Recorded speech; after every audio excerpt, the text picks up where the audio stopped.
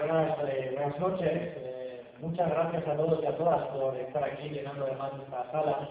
Esta sala que no es la primera vez en la que estoy aquí, ya estuve creo que fue hace 2 años y efectivamente también estaba más o menos igual el número de personas, lo cual creo que significa un elemento positivo. Significa que seguimos preocupándonos por la política, que tenemos en cuenta la política y que creemos que la solución es la política. Y una política distinta a la que se ha tenido lugar en las últimas décadas. Por eso creo que el momento en el que estamos hoy, es decir, en este preciso instante, tiene que ser un momento de reflexión colectiva. Un momento de reflexión colectiva y en el que podamos intercambiar, pero y reflexiones, opiniones, pero siempre desde un punto de vista pedagógico, informativo, para ver qué hacemos con nuestro país. ¿Qué hacemos con nuestro país y qué queremos decir con un nuevo proyecto de país o un nuevo proyecto constituyente? Constatamos lo que se decía aquí al principio, estamos en un momento de emergencia social, queremos un momento de esperanza política. Estamos en una crisis económica que es a la vez una crisis democrática. Es una crisis también ideológica. Pero entonces queremos hacer política. Y creo que es importante ir a los orígenes y decir, bueno, ¿a qué política nos referimos? ¿Nos referimos a la política del inhumano? ¿A la política chusca que hemos visto las últimas décadas? En absoluto.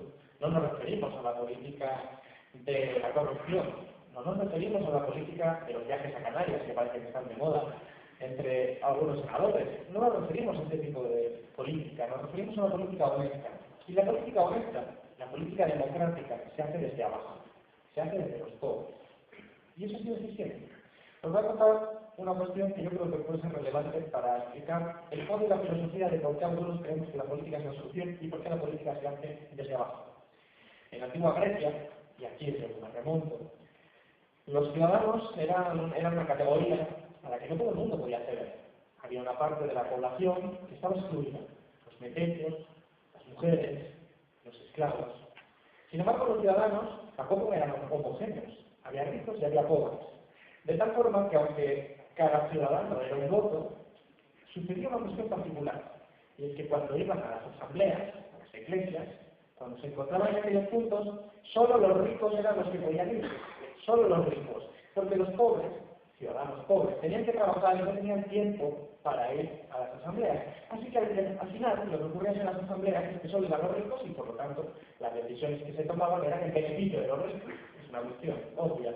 Así que llegaron los líderes, ciantes y periques de ese orden que decidieron introducir una reforma revolucionaria, que era introducir el listus. El listus es una remuneración pública a aquellos ciudadanos que quisieran ir a las asambleas. Es decir, le permitían al pobre que en un día, en una jornada, dejara de trabajar para poder ir a las asambleas, porque de esa forma podía tener una remuneración que le permitía dejar de trabajar en un solo día. Claro, esto supuso que al final los pobres ocuparon masivamente las asambleas, y fueron mayoría. Y las decisiones que se tomaron fueron mayoritariamente en favor de los pobres. Esto molestaba mucho a los griegos aristócratas, porque desde Sócrates, Aristóteles y Platón, esta concepción eran muy elitistas. Ellos consideraban que la política solo la podían hacer los ricos. Justificaban esto porque decían que la política era un arte que había que cultivar y que solo se podía cultivar en el ocio y que solo los ricos tenían ocio, precisamente por la misma razón, porque los pobres estaban trabajando y no tenían tiempo de ir a cultivarse en la política. Así que Aristóteles decía que además la gente popular, las masas, eran irracionales. Como no tenían ni idea de política, al tomar decisiones tomaban decisiones erróneas, por ejemplo, repartir el dinero. Eso es claramente erróneo, lo podéis entender cualquiera de vosotros. Aristócratas. Entonces, es obvio que había un conflicto. Así que Aristóteles, por ejemplo, propuso primero quitar el listos.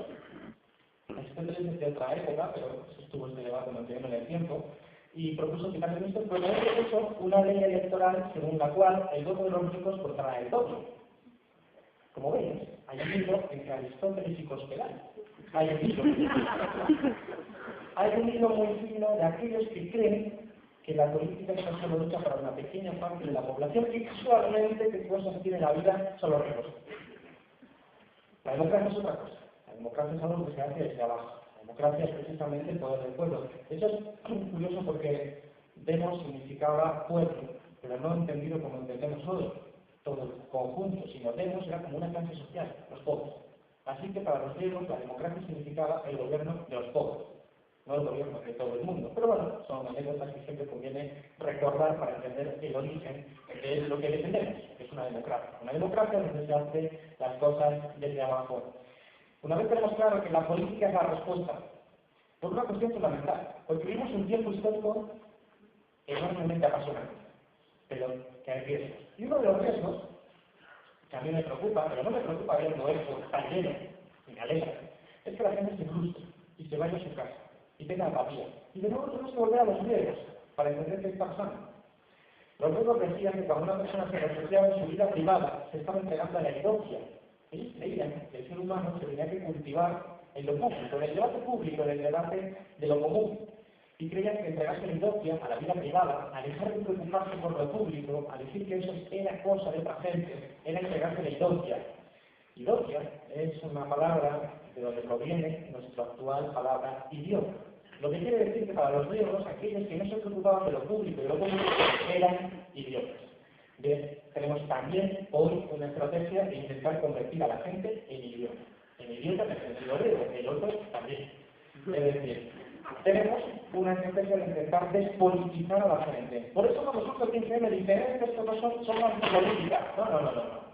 No es antipolítica, es política. Lo que pasa es que no es la política tuya, que es la política de la corrupción, no es la política del bipartidismo, no es la política del régimen del 78, no es la política del rey viendo que Arabia Saudita se va a las grandes defensas. Esto es considerado también seguro. ¿Vale?